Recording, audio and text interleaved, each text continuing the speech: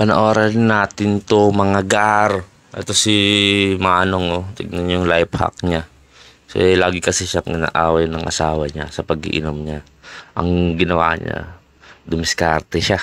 Nilagay niya sa lagayan ng yelo yung gin. Yan, oh. Patitigasin niya, lalagay niya sa rep para magmukhang yelo. Yan, binalikan niya na kinahaponan. Tignan niyo naman, guys. Tignan niyo naman. Tignan niyo. Oh, ang tigas na. Yelo na. Oh. Ayan ang gagawin niya ngayon. Tignan niya. Siyempre, kakrak niya yan. Diba? Siyempre, yelo eh. Kakrak niya, diba? Tignan niyo. Oh. Yan na, crack niya. Ay, yung asawa niya. Oh, diba? Siyempre, para-paraan lang yan. Tignan niyo, no? Tignan niyo. Kinarak siya. Tignan niyo. Kinarak niya na, diba? So, meron dyan sito. Ayun, nalaglag, oh. Yung yelo, tinikman. Ayan, crack na. Crack ice na lang kunyari. Oh, hindi alam na asawa niya, gin yan.